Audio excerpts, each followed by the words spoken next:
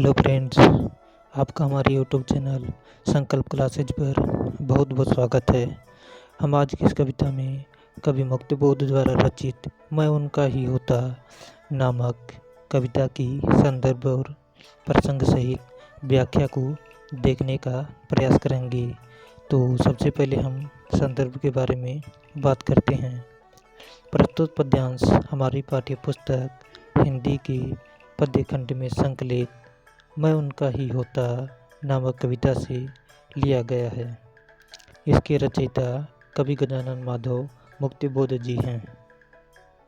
अब हम इस कविता की प्रसंग को जानने का प्रयास करेंगे। अपनी इस कविता में कवि मुक्तिबोध के ने सर्वहारा या शोषित वर्ग की दयनीय स्थितियों का वर्णन किया है, क्योंकि कवि मुक्तिबोध ऐसे कवि हैं जिनकी कविताओं का केंद्रीय बिंदु इस प्रकार है कि पूंजीपतियों के प्रति सदैव घृणा की भावना तथा शोषितों के प्रति सदैव अच्छाई की भावना। तो अब हम मुक्तिबोध की कविता को शुरू करने का प्रयास करते हैं। मैं उनका ही होता जिनसे मैंने रूप भाव पाए हैं, वे मेरे ही बधे हैं जो मर्यादाएं लाए हैं। कवि मुक्तिबोध कहते हैं कि मैं उनका ही होता जिनसे मैंने रूप भाव पाए हैं। मैं उन्हीं के मध्य पैदा हुआ और उन्हीं के मध्य मेरा पालन पोषण हुआ, जिसके परिणाम स्वरूप उनके द्वारा दिए गए संस्कार, भाव एवं विचार मुझे प्राप्त हुए हैं। वे मेरे ही बने हैं जो मर्यादाएं लाए हैं। कवि मुक्तिबोध कहते हैं कि वे मेरे ही बधे हैं। मैं उन्हें अपना मानता हूँ क्योंकि यह लोग आस्थावान व्यक्ति हैं। परंपरागत संस्कारों में इनका पूर्ण एवं अटूट विश्वास है। ये लोग नैतिक आदर्शों का पालन करते हैं। कवि मुक्तिबोध आगे कहते हैं कि मेरे शब्द भाव उनके हैं, मेरे पैर और पथ मेरा, मेरे अंत और अथ मेरा, ऐसे किंतु चा उनके हैं। वह आगे कहते हैं कि ये लोग दुर्बल हैं, अनपढ़ हैं, इनके पास साहस नहीं है, अतः अपने मन में भावों को व्यक्त करने में समर्थ नहीं हैं। उनकी बातें, उनके भाव और विचार उनके मन में ही दबे पड़े रहते हैं। मैं उनकी नज़दीकी रहा हूँ, अतः उनके मन की बातों को जानता हूँ, समझता हूँ।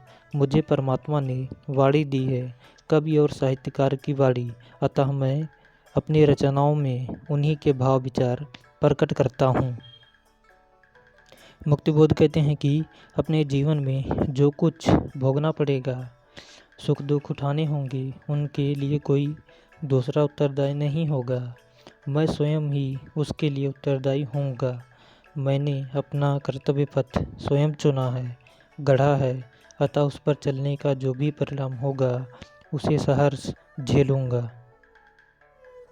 मैं ऊंचा होता चलता हूँ, उनके ऊंचेपन से गिर उनके छिछलेपन से खुद मैं गहरा होता चलता हूँ।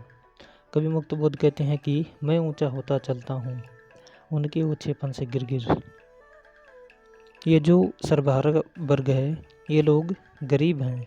गरीबी की अभाव के कारण तथा शोषणों के विरुद्ध प्रतिक्रिया में लड़ते लड़ते ये लोग कभी कभी ऐसे काम कर बैठते हैं जो उन्हें नहीं करने चाहिए।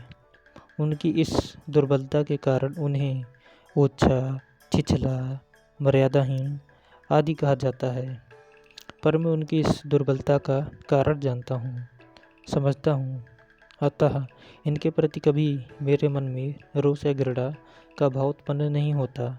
मुझे उन पर दया आती है। कवि मुक्तिबोध कहते हैं कि मुझे इन पर दया इसलिए आती है क्योंकि इन लोगों को इतना ज़्यादा सताया जा चुका है कि इनमें इतनी जरा सा भी साहस नहीं है कि ये अपने अधिकारों के खिलाफ प्रोटेस्ट कर सकें, पूंजीपति वर्ग का जवाब दे सकें। इसलिए मैं इनके किसी भी प्रतिक्रिया के खिलाफ कभी नाराज़ नहीं होता हूँ। कभी मेरे अंदर कोई घृणा, कोई द्वेष उत्पन्न नहीं होता है। इसलिए मैं लगातार इनकी आवाज़ को उठाता रहता हूँ। कवि मुक्तिबोध आगे कहते हैं कि उनके छिछलेपन से खुद खुद मैं गहरा होता चलता हूँ।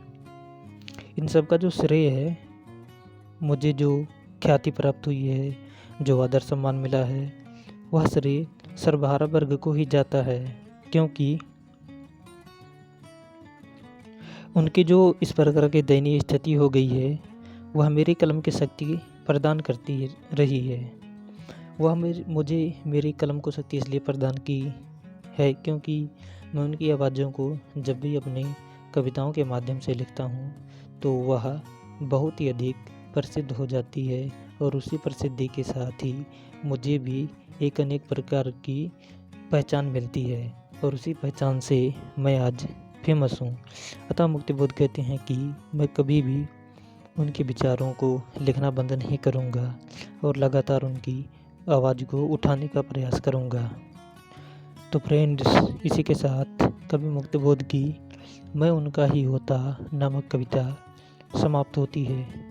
अब अगली हम अपनी एपिसोड में मैं तुम लोगों से कैसे दूर हूँ नामक कविता को देखने का प्रयास करेंगे, और इसके साथ ही कवि मुक्तिबोध की काव्यगत विशेषताएं भी देखने का प्रयास करेंगे। वो हम कल के बाद अगले वीडियो में लाएंगे। तब तक के लिए जय हिंद। बने रहिए इस चैनल पर, और आप लोगों को हिंदी साहित्य के बारे में, खासकर आधुनिक काव्य के बारे में बहुत कुछ जानने और सीखने को मिलेगा। धन्यवाद।